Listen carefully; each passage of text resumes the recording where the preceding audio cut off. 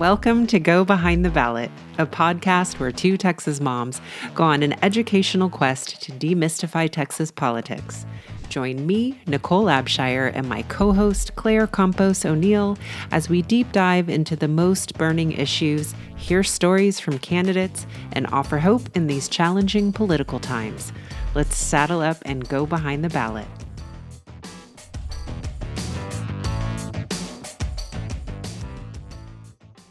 Hello, everyone. Welcome to Go Behind the Ballot. I am Claire Campos O'Neill. And I am Nichole Abshire. And we are so happy to have you here with us today. In this episode, we interviewed Dr. Nichole Gutierrez Cohen, and she talked to us all about the County Commissioner's Court.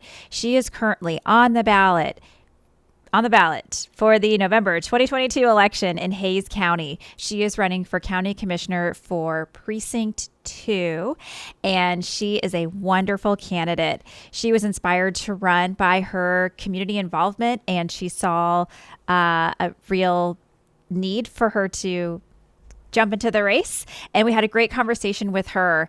What was so impressive about Nichole was that she is a working mom. She's a candidate. She started this organization called, I want to make sure I get this right, Hays Latinos United. And she's just a problem solver. She gets so much done because she cares, and she knows how important it is to have people in our elected positions that reflect the communities they're trying to represent. So, Nichole, what are you still thinking about after our chat with Nichole? Well, I'm thinking about how if you don't live in Hays County, you might think, oh, maybe I don't need to listen to this episode, but that is not true because she gives us so much information in general about the way the Commissioner's Court works, the structure of it, which I had no idea. I didn't know about staggered terms. I didn't know there was a county judge. Just all of the things that are that little background information to understand why it's such an important role and how it actually works. So it applies whether you live in Hays County and have the opportunity to vote for her or not. There's more general information than just her specific race. So everybody can find something in this one. Yes. If you live in Texas, you live in a Texas county and you have a county's commissioner court. So you should be aware of these folks and what they're doing and vote for them when they come up on your ballot. And I think that's about it. Check out the show. Hi, everyone. Thank you so much for joining us for this episode of Go Behind the Ballot. We are very excited to have Dr. Nichole Gutierrez Cohen with us. She is running for a county commissioner in Hays County for Precinct 2. And we are eager to learn a lot about what county commissioners do, because we're still a little unclear ourselves, and about her journey and all those interesting facets of who makes Nichole. So to get us started, Nichole, we love to find out a little bit about our guests' biographies and their origin stories. So can you tell us, are you from Texas, and what was your upbringing like? Well, first, thank you, Claire and Nichole, for having me. I'm always excited to talk about the campaign and my journey because it's a long one. And but yes, I was born in Austin. I'm one of the originals. I was going to say, you're a rare breed. Yes, and my family lived in South Austin, and my mother, she was 17 when she had me. So she dropped out of school to raise me. And so she was a young mom. She has an interesting story herself of, she was 17 when she had me. A year later, she had another child, my sister. She was married, and my father was in a really bad car accident at 19, but he was like 21 in the Marines, and he was quadriplegic. So she's 19, taking care of a quadriplegic and two small children. Wow.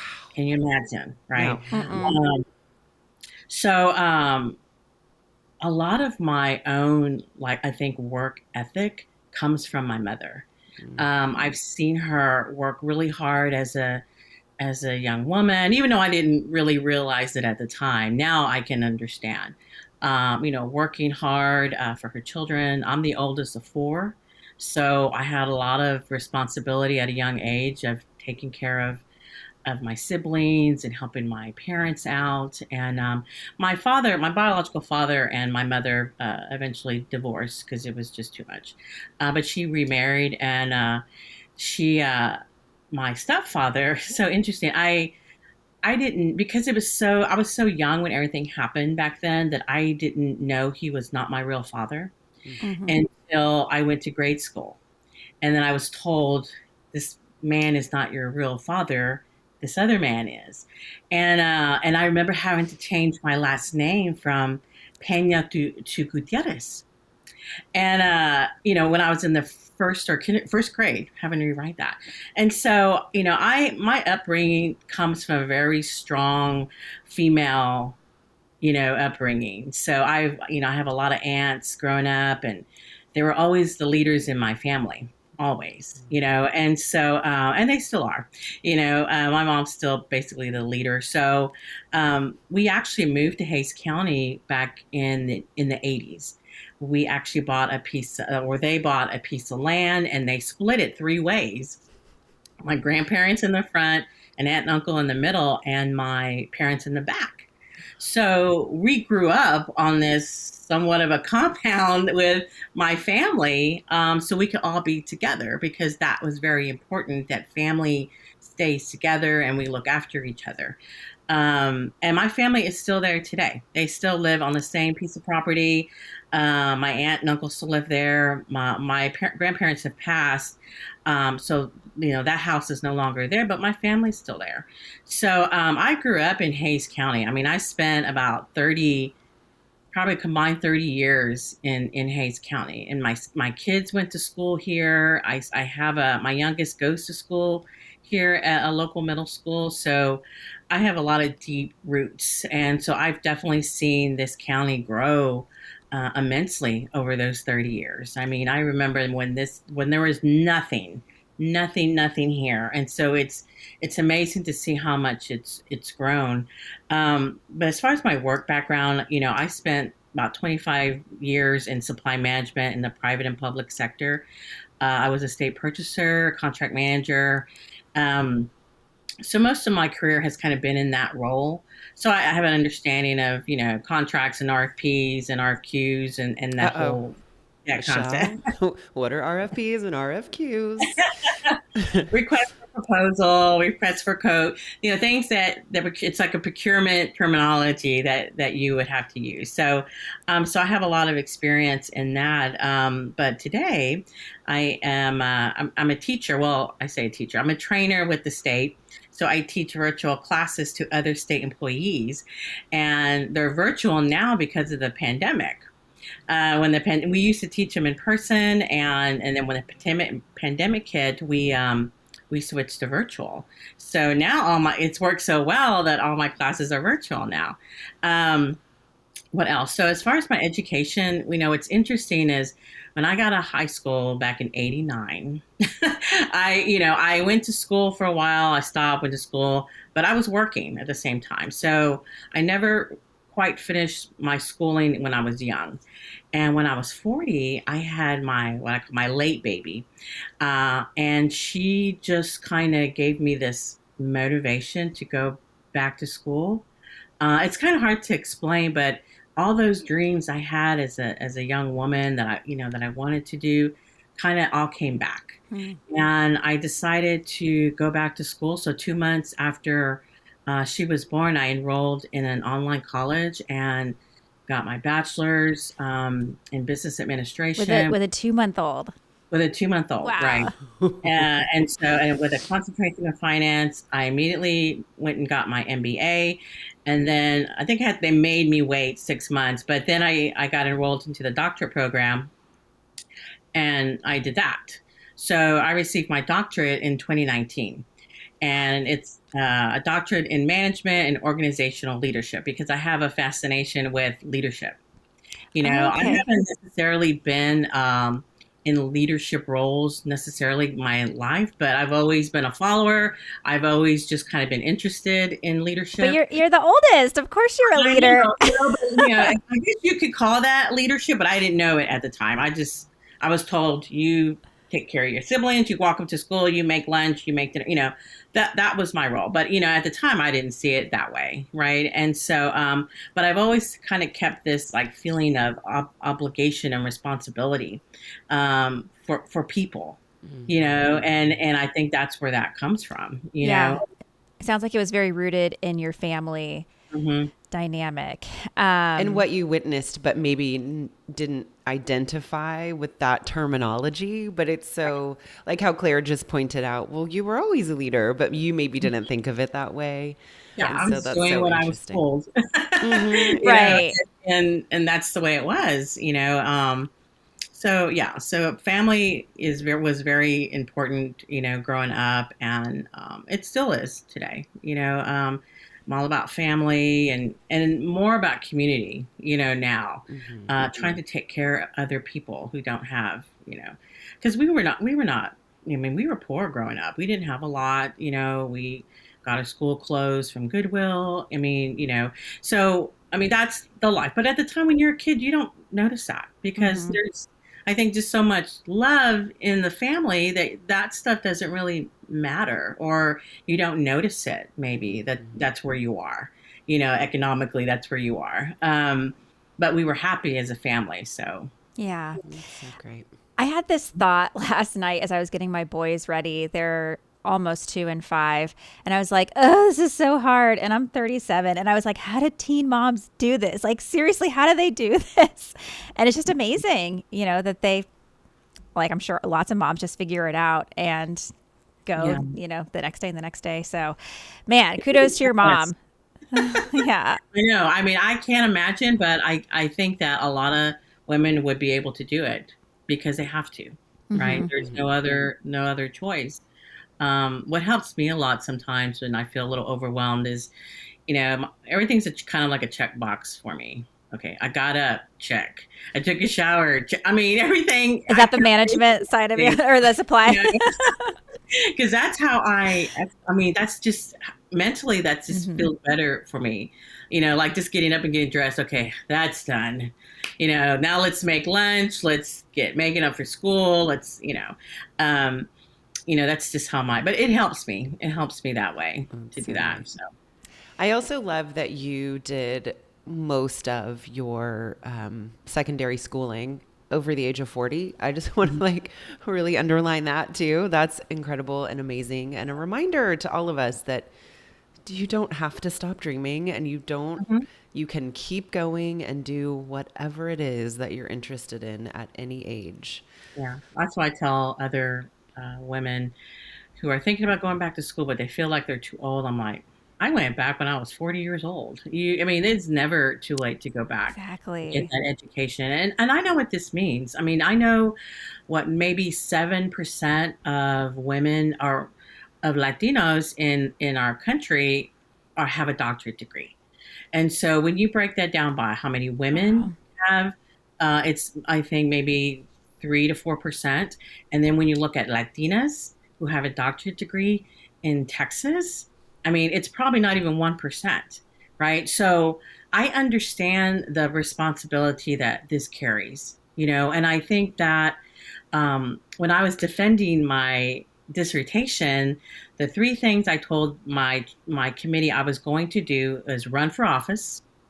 I was going to start a Latina leadership organization, and I was going to share my findings is what I was going to do. So basically, I've done all that. The organization was not quite what I had imagined because it's about health and it's about protecting communities of color from COVID. That wasn't the organization I had in mind, but we've done so much as an organization that I'm so proud of the work. But I've done it. So, I when I meet other, young women, Latinas, and they hear I'm a doctorate, and they ask questions like, was it hard? I'm afraid to go. I don't know if I can go that far. And so I want to be an example for them that it's never too late. That we need you to go as high as you can in your academics because, in my experiences, with work and school and trying to get new positions or whatever I was applying for, it was either you had the experience but not enough school, or you had the school but not enough experience. So it was never enough, and so you really have to advocate. Like, I have to advocate for myself every day.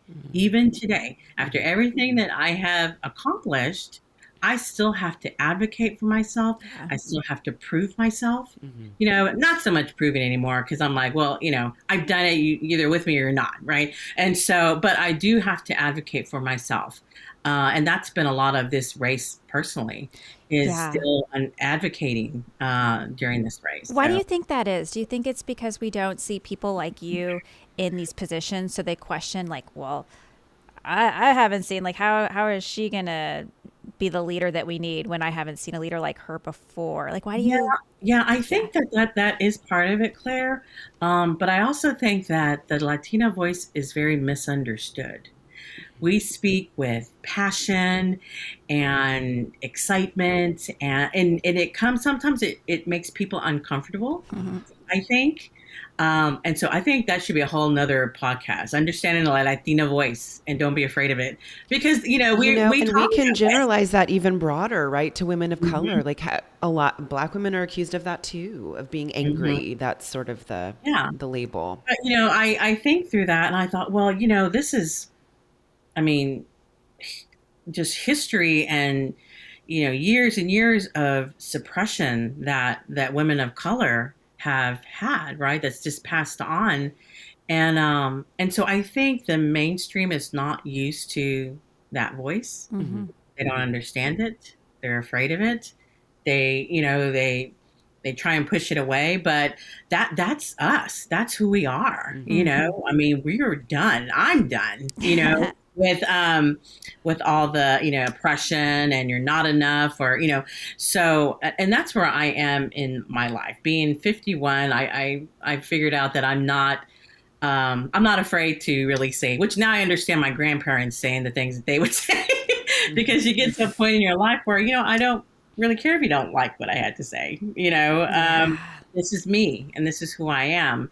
And, but, it's been hard, even though, like, the media keeps talking about Latinas, on both sides, Republican and Democrat, leading the charge in Texas, right?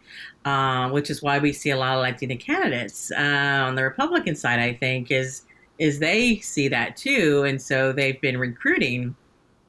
Um, but I mean, it's, even if that's the narrative, it's still not what's actually happening on the ground for us candidates, for Latina candidates. We're still basically underestimated. We're underfunded. We don't sometimes have the establishment support, things like that.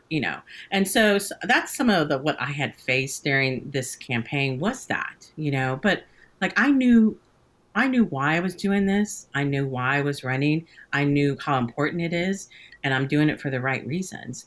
So I was just, again, just advocating for myself, showing up for the community.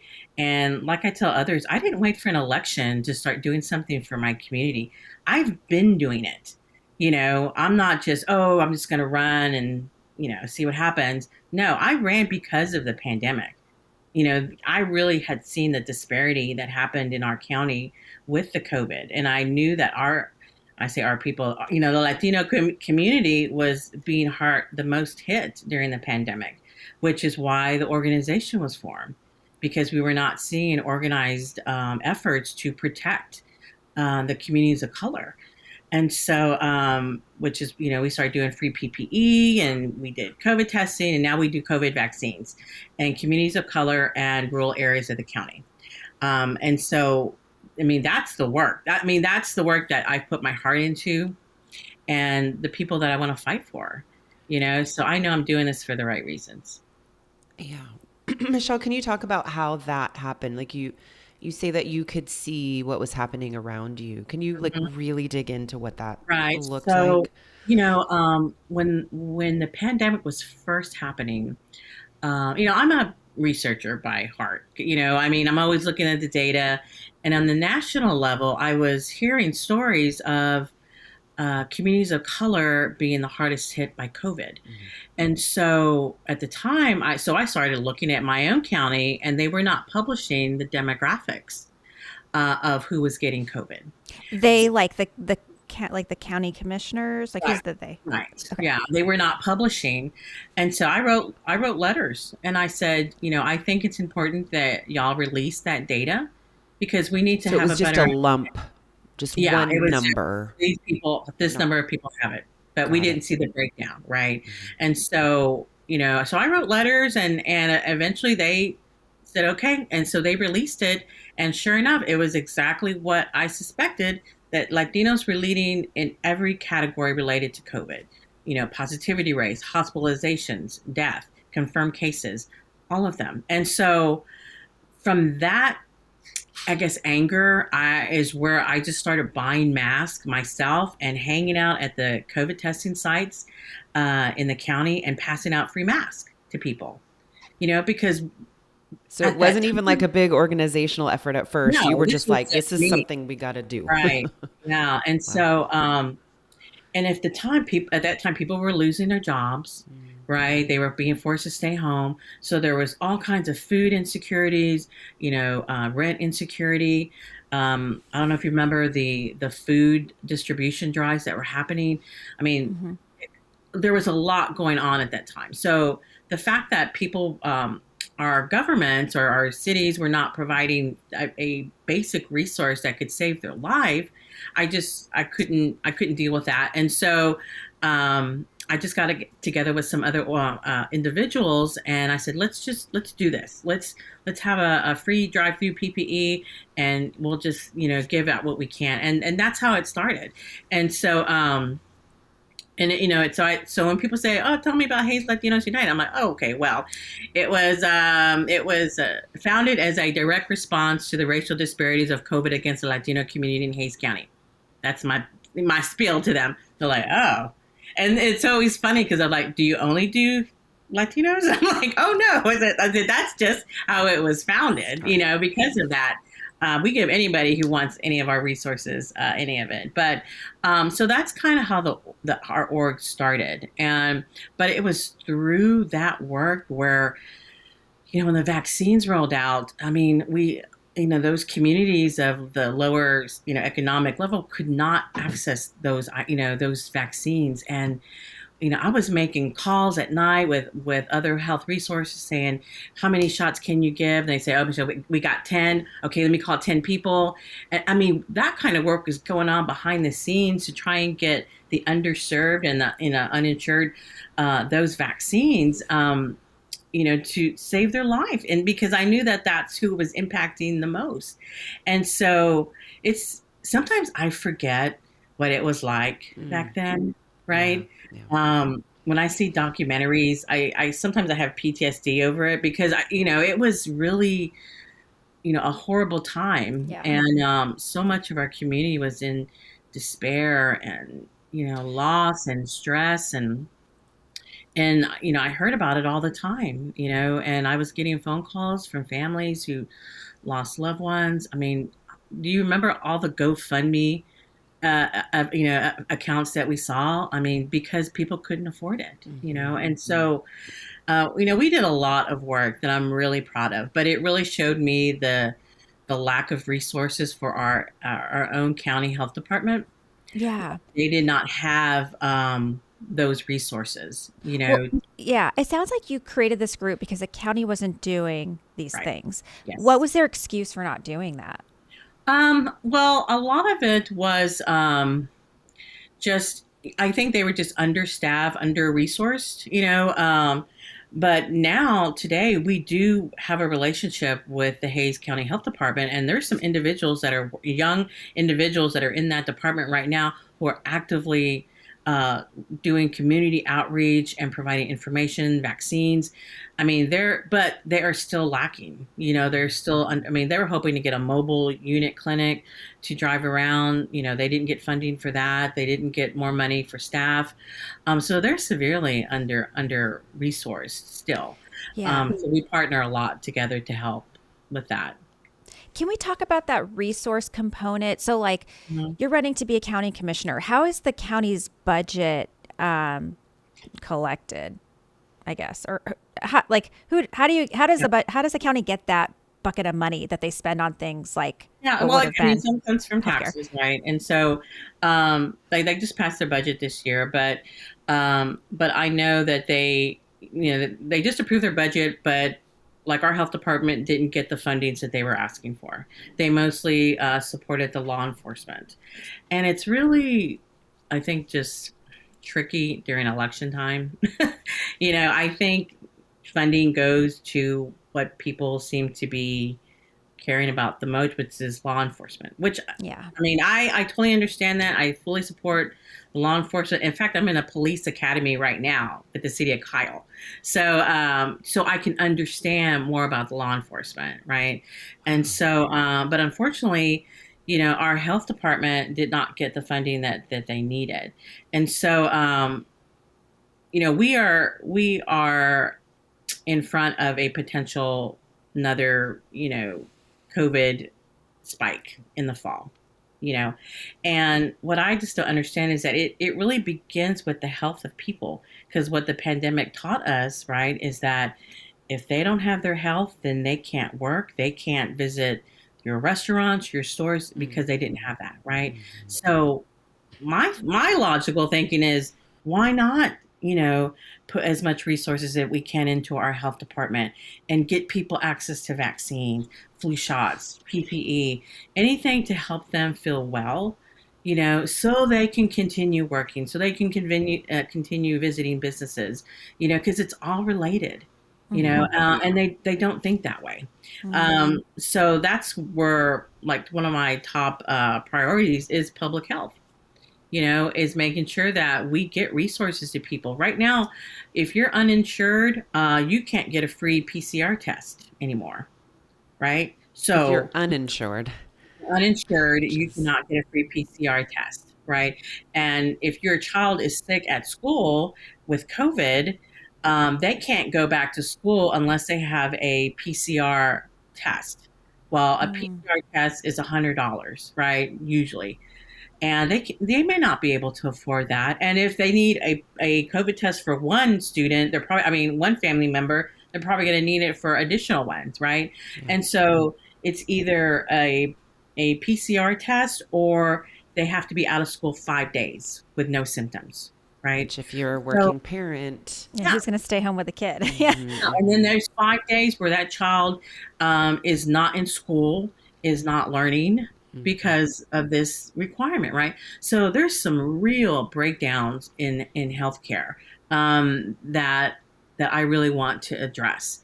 And unfortunately, a lot of our Hays CISD district is not very pro health. They are against the mask mandates.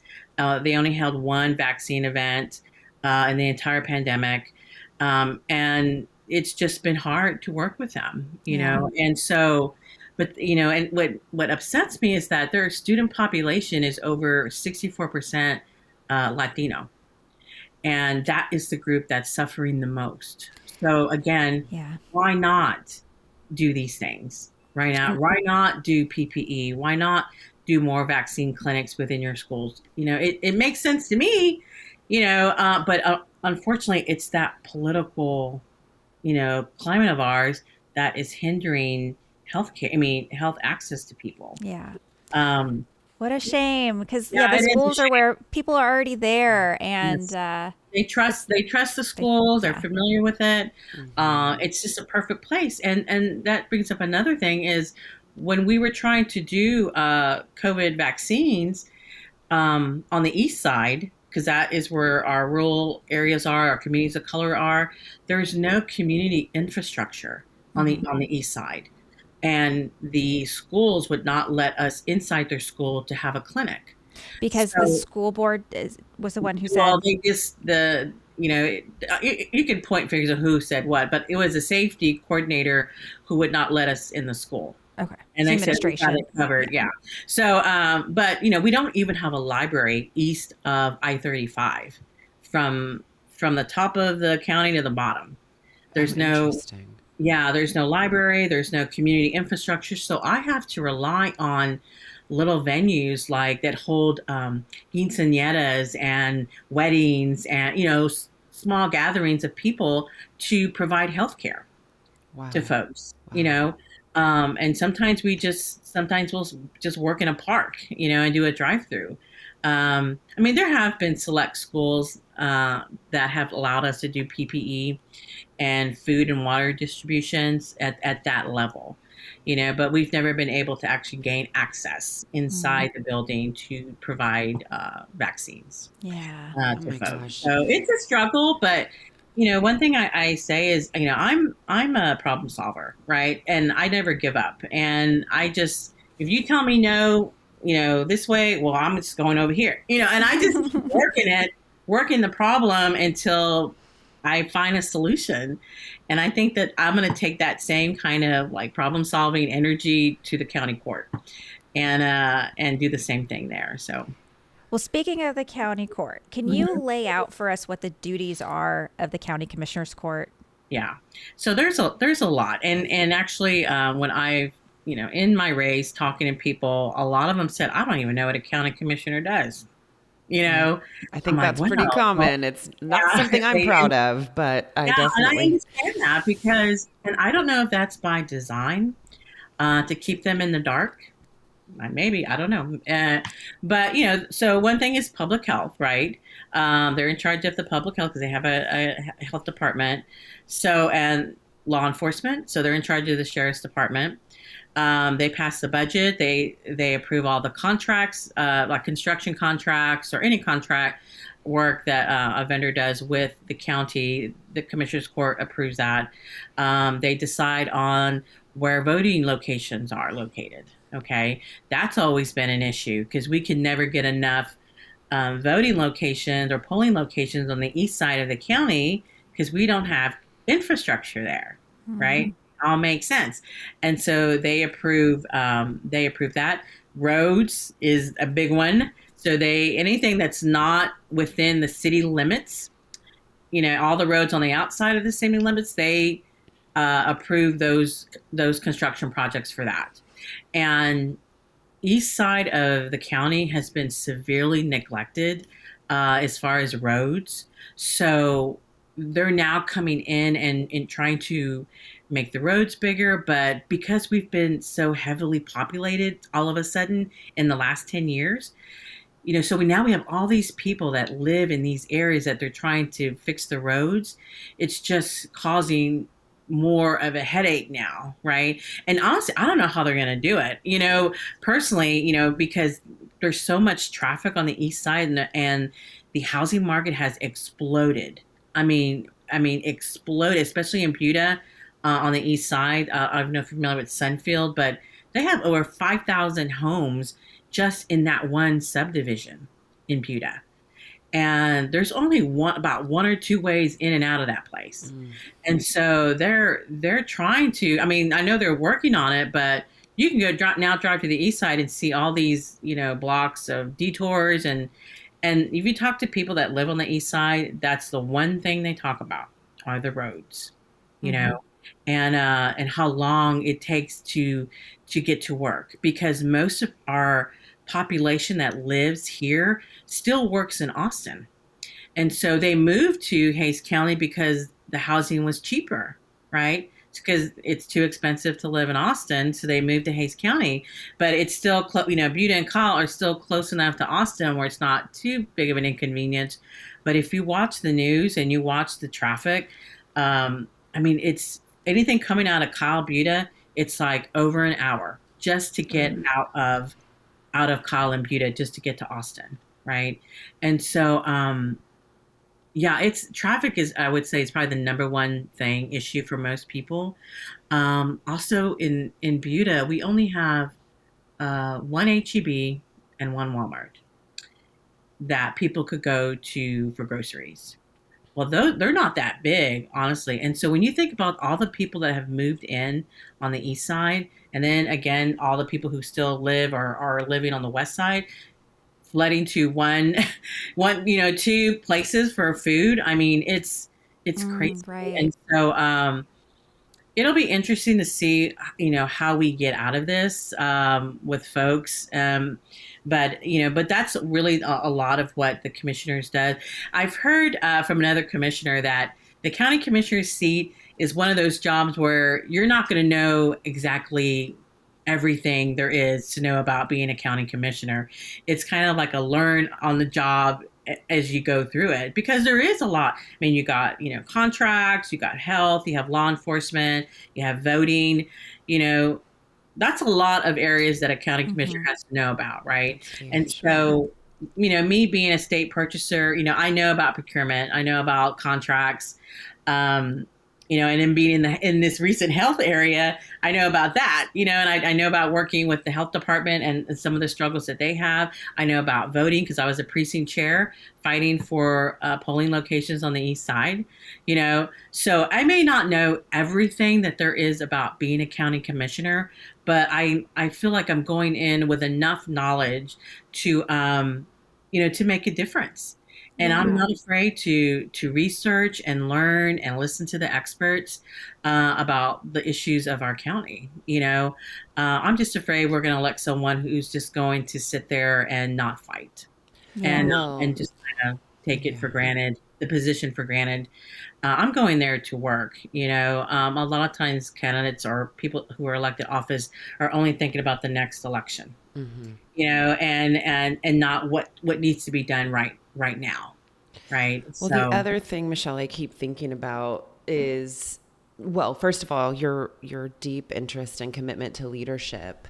And like if I was thinking about kind of these problems that you have been outlining for us, and the idea that if we assume best intentions, that the people who have been in those positions have been doing the best that they can, and I do believe in assuming best intentions, but if they don't represent a wide variety of the people that are in the county, then maybe they weren't really aware of the issues with COVID, mhm, disproportionately affecting minority communities. And maybe they weren't aware of the lack of infrastructure on the east side because that's not a community that they're necessarily enmeshed in, right? So if we assume best intentions, I think that what you, though, really highlight is how leadership does need to be reflective of the population so that everyone's interests truly are being represented and that there is somebody who is accountable to all the folks, right? Because if nothing else, what you're going to bring is a perspective that either isn't there or is being ignored right now. And that's just so necessary to bring some balance. And mhm, also, I just cannot help but point out that how if you are present on the commissioner's court, that everybody benefits. It isn't just the Latino community that would benefit from the perspective that you're going to bring. That's an mhm, East Side benefit. That's a full Hays County benefit. Like everyone will receive some of what is so important about what you bring. right. So, Sometimes, I will be if elected, I will be commissioner over a specific precinct, right? And it's one of the smaller ones, but it encompasses one of the fastest growing cities in the county, Kyle and Buda, right? And so, sometimes when you're running, running in these elections, there's a lot of focus on countywide seats. And I'm not a countywide seat, I'm just a precinct seat. But my vote is going to matter on that court countywide, right? So I don't know if people see it that way or not. I mean, yeah, my county's just like this small on the map, but my vote is going to have an impact, on what happens with our county. and also And your I think, voice, just yeah, the and the way you're going to bring different perspective to the mhm, conversation mhm. is that has an impact. And I've always said that I'm going to be more of a in your face kind of commissioner, because I can tell you that all the time that I've lived here, I've never seen a commissioner, connect with the community, do town halls with the community, talk to constituents. I've never seen them, never. Yeah. And so Why do you think that's the case? Like, I think they're afraid, honestly. I think because not all conversations are going to be pleasant, you know. And there's a lot of folks that live here that are frustrated, and so I think sometimes they're afraid to face that. Mhm. But I'm not, honestly, and so I want to be more present, going to HOA meetings or going to PTA meetings, doing town halls in these areas that don't ever get elected official to come into.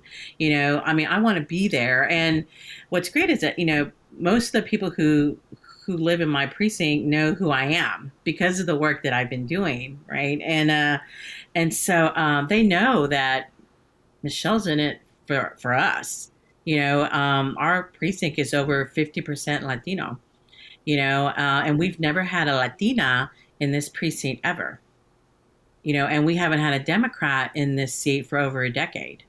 So, me being in this seat is going to be a real true representation of the people who live here, and I'm what they call homegrown. I'm from here. I went to school here.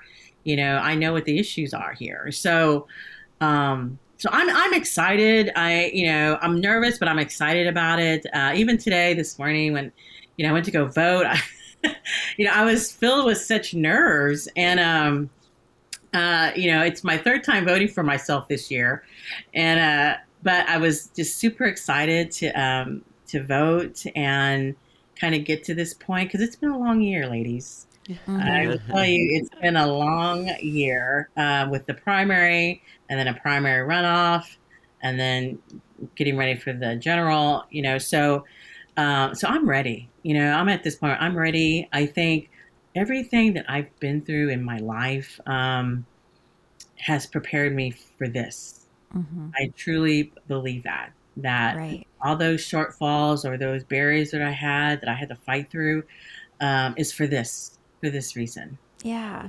And And even if this isn't the next step, which hopefully it is, because it sounds like you would be a great fit, other doors will be open that never would have been open because you're like, I'm going to try it and put my name on the ballot and do this courageous act because you really do want to influence your community. But who knows what else could happen if it's not that direct seat that you're going for.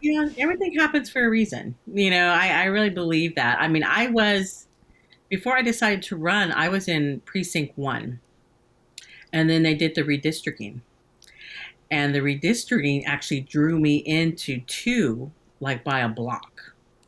I mean, and this seat happened to be coming up for reelection. And so I thought, maybe that's a sign, maybe that's what was supposed to happen, And so I always kind of joke and I thank the Republican Lon Shell commissioner for redrawing the district for allowing me the opportunity to run for this office. But, so I do think there's a little bit, things happen for a reason. I do believe that it has to be the right position and the right time sometimes for a candidate. And this position really just keeps me close to community, and which is who I care about the most. And that's why I feel like everything's just kind of aligned, in this journey. And so I'm really hopeful on the outcome. 2 more weeks is what we got. So I'm ready. I'm ready. Yes. Well, for our listeners, this episode will drop the day before Election Day. So when you hear this, go vote, and you'll have one more chance to vote. So That's right. Yeah. keep that in mind because we record a little bit ahead. Well, Claire, because one thing that maybe some people understand this innately, but which is the structure of the commissioner's court. So that's something I don't necessarily understand. And I had the understanding that there was one county commissioner and that's how it worked. So can we talk about that, just the structure? Yes, I wanted to circle back to that. And you said that there's some, it sounds like at-large precincts. Like, how does that? There's 4 county commissioners. Each have their own designated precincts. So there's 4 precincts and then a county judge. So right now the party breakout is 3-2. Republicans 3, and then our county judge is a Democrat, and then we have another Democrat county commissioner who's been there a very long time. So if I win and our county judge wins, then it's the first time we've had a Democrat majority in a very long time, if we ever had. I don't even know. So that's exciting.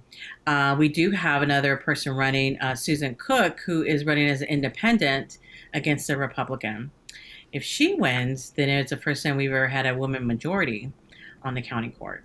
So that's exciting to think about too, as well. But yeah, so every county has four, broken out by population, and one county judge.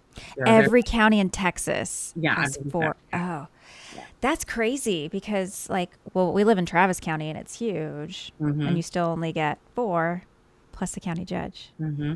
Yeah. Interesting. And what's the role of the county judge? Are they the leader? They're like it's like they're the high level mayor of the county, right? The executive director of the county.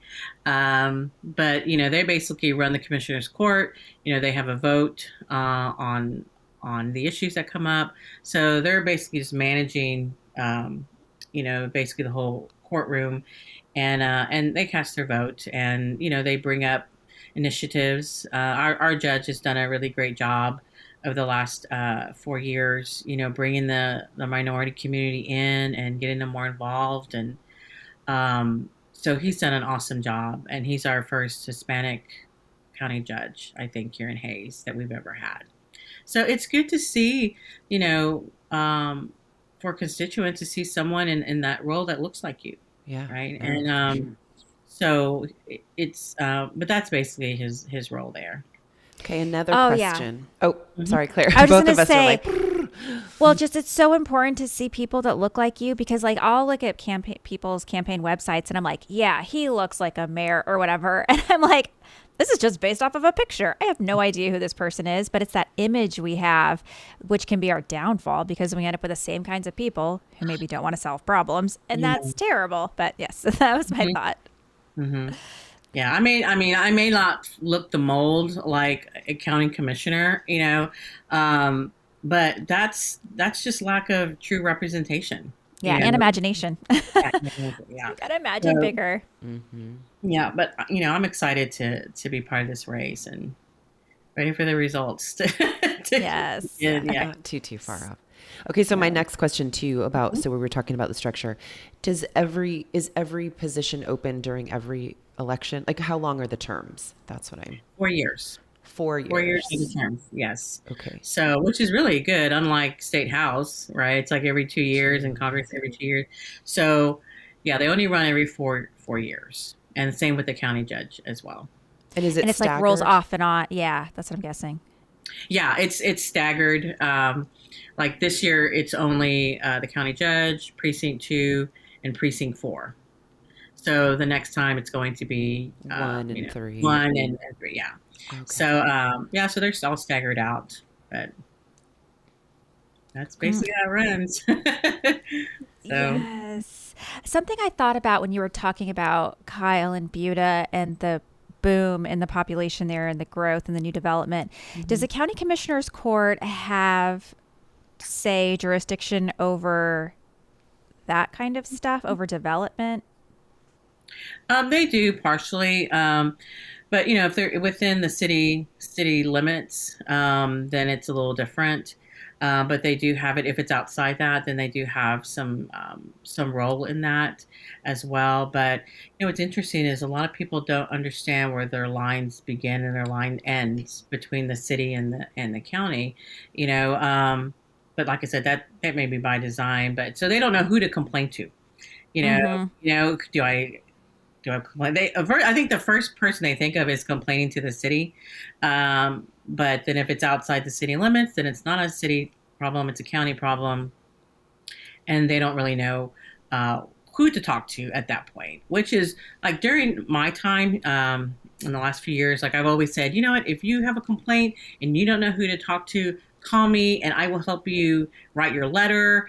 Because I've discovered you write a letter and you get a response, and so I'm always offering to help folks who are really not familiar with voicing their concerns, or, they just kind of mumble it to themselves. But so I'm a big advocate of you need help complaining to your elected officials, contact me, I'll help you.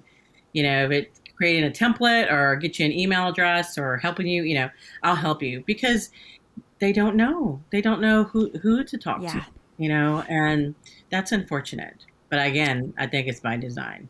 So. Yes. I have a personal story about that. So I live in Travis County, like I was mentioning, but I'm outside the Austin city limits. Hmm. I'm in like an ETJ. Again, very confusing. Hmm. One night, there was this like really, really loud music going on. There was some like rave venue, and they were like, "We're gonna party all night long." So like 4 a.m, you're still hearing this music, and I call the police because I'm like, I don't know. Hmm. And I was like, "Can you maybe like go tell them to turn it down?" And he's like, "Well, you actually live in the county, and we don't have noise ordinances in the county." And I was like, "So I'm just stuck not sleeping." And like everyone in the neighborhood was feeling this Yeah. Yeah. frustration, but that's how it is. And again, who knew that counties, don't, maybe they can put that in place. I don't know, but this one hadn't, and we just kind of had to deal with it. Probably it would And be the yeah. sheriff's department, since the county commissioners are over the sheriff's department, right? They approve their budgets and approve their positions and things like that. That would be the people that probably would come out, are those individuals. Yeah. So, Well, someone said something to this venue because I haven't heard it since, but I'm like, come on, let's be good neighbors. And I learned a lesson that night. I'm not in the city. right. So, Michelle, too, it sounds like maybe this is really complex and it's kind of issue by issue, but the relationship then between the city and the county, is it very just dependent on what the issue is? Yes, but I would say they mostly work very well together. I've already been working with the city of Kyle for a long time already, and so I know we need them to work together. For example, there's a bond on Kyle's ballot that to fix a lot of the east side roads, which is in my precinct, but they're roundabouts. And so I'm having mixed feelings on roundabouts, but so it's because we have very few roads coming out of the east side to get to 35. I suspect it's going to cause a lot of delay and a lot of upset people. And so people are going to call me, if I win, they're going to call me to complain about the roads. And I'm going to have to say, well, that's the city's roads, and so I've already talked to some of the city council members, and I said, you guys, we need to develop a very clear strategic plan to work together on these projects if it passes, because I know if I'm elected that I will get the phone calls about why is this road closed, why is it taking me an additional 15 minutes to get out of my neighborhood, those things. So we need to work together to figure out a strategic, logical plan for this, because I know that that's coming. So, it's important for us to work with the cities. For me, it's Kyle and Buda, because those are the two cities that will be in this precinct. And so, I truly believe in the partnership and the collaboration, because that's how I run my organization. I wouldn't have gotten as far as I have without that. So I am a big advocate of working with the cities. Let's work together on our issues, and let's develop plans that make sense. Let's push communication, just not one town hall at your city hall. Let's get out into the community that it's impacting the most. And even if that means if we have to go door to door, leave a flyer or talk to, we do that. That's what we do, just to give them a heads up. Because a lot of times you hear them say, we didn't know this was happening. We didn't know that these roads were closing. Who was supposed to tell us? And, there's a lot of that happens. So, so we need to work together in our issues, even if they're not directly impacting the county, it's still going to impact us, at least me as county commissioner at some point. So we do need to work together.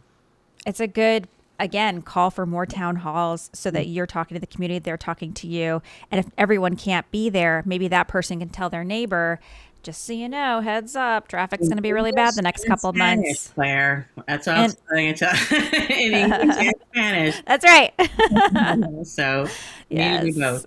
Yes, that would be so great. Mhm.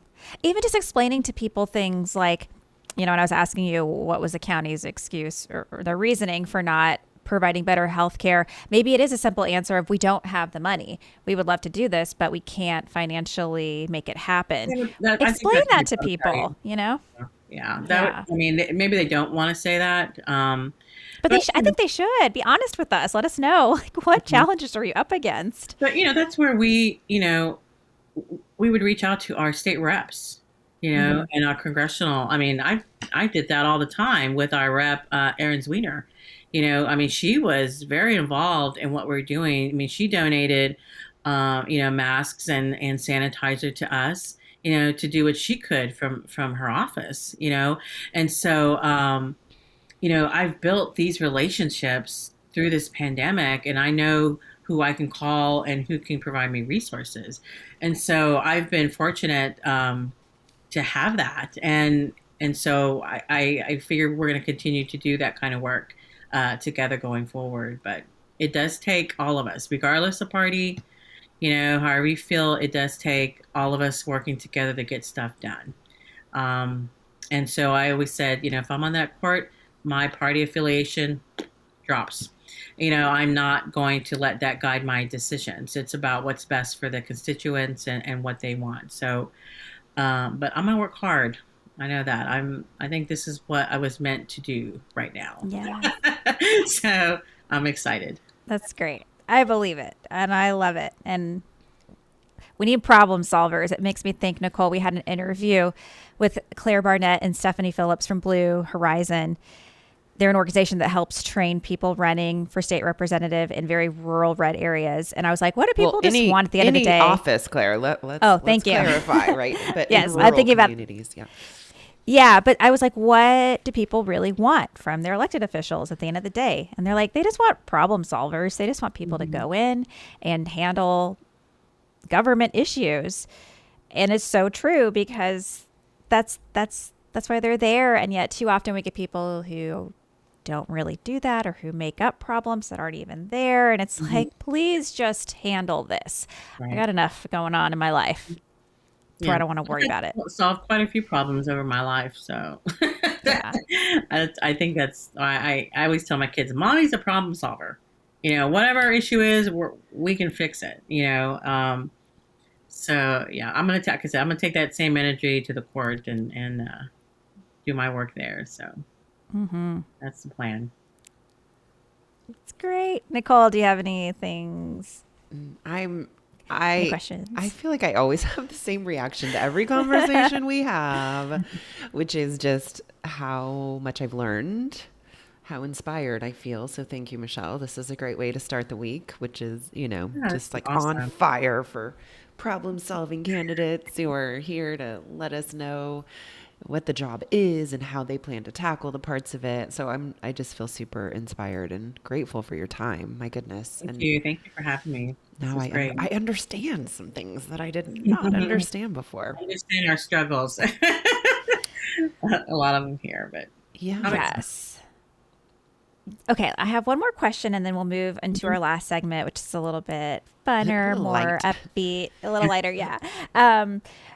Michelle, how do you think like ordinary Texans can just be more involved with the county and understand what's happening at the county commissioner's court? Because like we said from the beginning, this is a part of government that I think really flies under the radar and we don't understand. So if we did want to understand and get a little bit more involved, what's the best way to do that? Well, it's going to take, I'm big on educating, right? I'm big on sharing knowledge, and that's what we need to do. Those of us who understand the government and all the intricacies of the local municipalities, but we need to start just basically reaching out and being more present with our community. I mean, I talk to, whenever I meet people, I do just overload them with information, but we need elected officials to show up, and not just for photo ops, to actually get into the community and have them understand how the community, how it works, in both English and Spanish specifically, especially in my precinct. And I think sometimes some people are just so enclosed in their own circle of reality. They just don't look past that. They can't see the bigger picture of how, like, voting, for example, impacts your children. So I think making those connections, personal connections, to county commissioner's role or city council's role or even school board, right? Making those connections to help them better understand, that, and if we could, find like the head of a family to pass on that information, that would be great too, because that's how I get my information. If I can get the head of a family, that the rest of the family will listen to, then I have a better chance in trying to educate more. But it's going to take, elected officials, getting more involved. And I mean, we need to hold our community responsible as well, trying to make them understand that this stuff is important. Voting is important, going to school board meetings is important, and even starting small, like PTA, just doing something just to stay in your community. Because what I learned during my research is that all the women that I interviewed, the Hispanic women who are in elected office, all of them were influenced by their family being involved in some kind of community, whether that be in politics or their church. They were exposed to it at a very young age. So they grew up understanding the meaning of community and helping community, right? And so that's why I always say, if we can instill that, it with young people or young families, how important it is to get involved in your children's life, then you'll understand, and your child will have a better chance of being involved as an adult, in their community, if they see you doing it, right? I mean, that's the one thing pattern that I saw, is that every one of these women that I talked to, their family was involved in community. So they understood it at a very young age. So we need to figure out a way to pull in our families and to get more involved, even at a very, small level, like PTA. We just want them there. We want them present. And I think a lot of them are just intimidated. They don't want to look stupid. They don't want to, so there's lots of reasons, I think, where they don't get involved, but it's going to take, it starts with elected officials and being involved in the community and showing up and educating and encouraging them to educate their own family and children. And then things will get better, so that's what I believe. Yeah. That's great. Mm-hmm. It's okay to ask questions. Yeah, I've certainly Yeah. lost that fear that I used to have. Like, I just don't know things. And so might as well admit it and ask the questions, Right. Yeah. Yeah. I definitely had, this fear of like, if I show my cards, what are they going to think? And then it's like, you know what? They probably don't know either. And they probably appreciate us asking. So we're going to ask. Right, Nichole? 100%. 100%. Yeah. It's like, And I'm not afraid to ask. I mean, I don't know everything either. And so, I'm always asking and, researching and, just doing whatever I can to better inform myself. And, like water. Water is a huge issue here, and I mean, I grew up with my water being white, and I didn't know that was an issue. Wow. Yeah. And so we still have a lot of water issues in the county. So, so that's one area where I really want to educate myself with more. And I'll be the first. I don't know everything that is about water, and how the infrastructure is at the county level, right?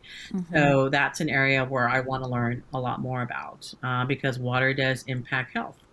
And Absolutely. so, right. So, so I'm not, I mean, I'm always learning every day. I'm learning something new. Yeah. You're at the police academy. That's also very cool.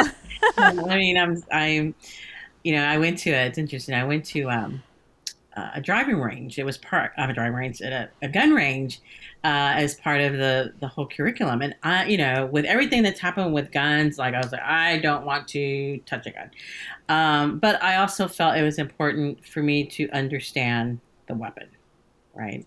So I was petrified of that whole experience because we shot an AR-15, Oh, right? wow. Yeah. Yeah, and so I've been to Uvalde, and I went down. I've been down there twice. I visited the school. I've talked to an aunt of one of the children that passed, and I know how devastated that community is, and what they're fighting for, But as part of me trying to understand all sides, it's why I'm doing that, because I do want to understand that. Not saying I'm going to go out and buy one at all, because I don't think I should have one, in my possession. But I understand it, and I understand why law enforcement uses it. You know, but it's just, for me, it's just all part of me growing and understanding all aspects of what goes on here. So yeah, it's been actually great. I really love the class, and I've gotten to know the police officers locally, and I go to my first ride out this weekend. so so that's gonna be fun. I'm looking forward to that. So That sounds That's great. great. yeah. So great. I love all the learning Mhm. that you're doing. It Yeah. sounds so exciting. Okay, we'll move to our last segment. And I don't know that we prepared you for this, but you'll have to think on your toes. Surprise. Okay. Yeah. It's called our attention mentions, where we mention something that has our attention right now. So it can be like a TV show, because I'm sure you have lots of time to watch TV right now, or a book or a podcast maybe that you heard, or even experience that has your attention. Nichole, do you have anything ready? Actually, forgot to get something. I No, can tell that's you funny. House I of think. Dragons has my attention. Sorry, what was that? House of Dragons. Oh, there we go. I'm making note. So that's the Game of Thrones spinoff thing, right? Mhm. Yeah. Yeah, the season finale was last night, and I'm a big Game of Thrones fan. I watch it. Sometimes I'll just keep it on like all day or whatever, and I'll just listen because it's such a great show. So House of Dragons was my thing last night that I was watching, and the season finale was awesome. But That's great. That's kind of what I was thinking of too, for the same reason. But it's really interesting in that show. I don't know if you're watching it, Nichole, but it's all about this one woman who is supposed to become the heir to the throne, but they're like, no, it can't be her. She's a woman. We have to have the men. We're used to men in power, and all the resistance she's up against. And it's just interesting because it's like, it's obviously a fictional show, but sort of set in this like medieval context.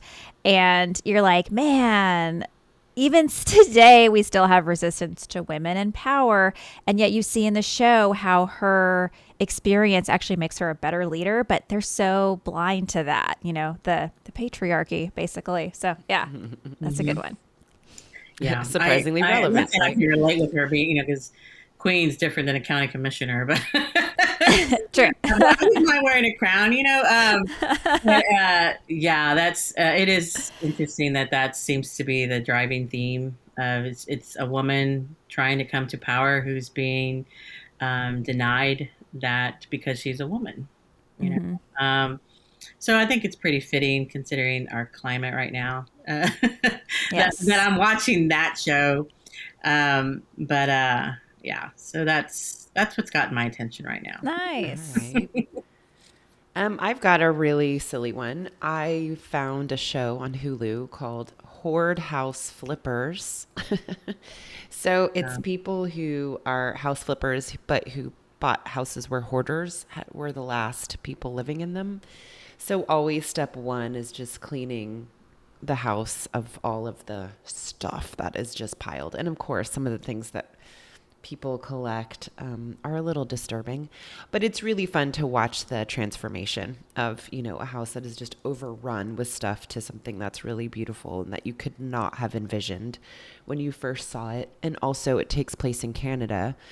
So that's also just really interesting kind of culturally. It's so cold there in so many of these episodes. And so that's an interesting thing to relate to.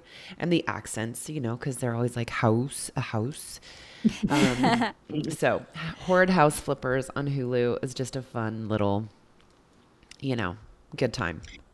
Yeah, Nice. it would probably just remind me of how I need to do my house, because when you're a candidate, you don't get to do all the things that like house cleaning, right? And I don't know who it was, but I saw a speech by a woman who said, that they ask her, how do you do it all? And she says, I don't. If I'm succeeding in one thing, I'm failing in another. If I think she's a TV show director or writer. Oh, she's a writer. That's what she is. So she's like, if I'm kicking ass in an episode, I'm missing my daughter's practice or game, right?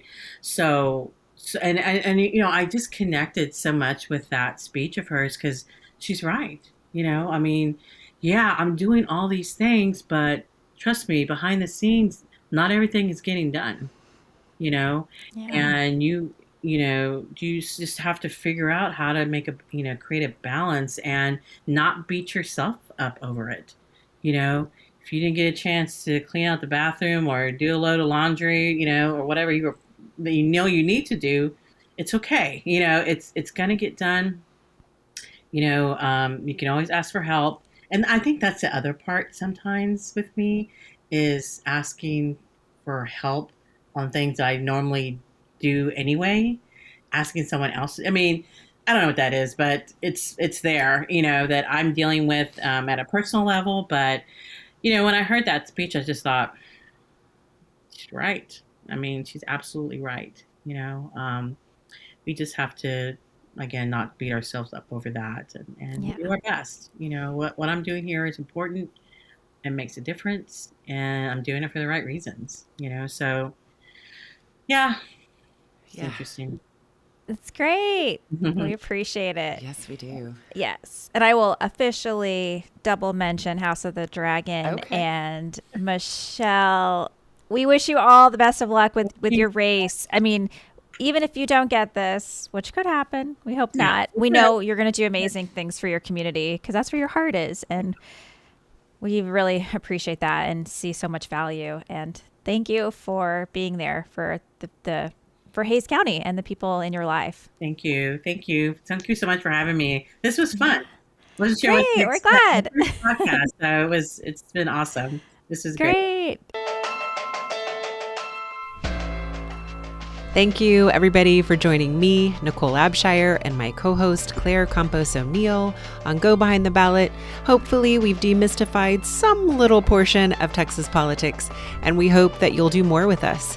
Check out our website at www.gobehindtheballot.com, where you'll find links to all of our social media, and you will find our community. Let's join together and do more. We hope you'll let us know what is working, and we hope you'll join us next week. Thanks, everybody, and have a good one.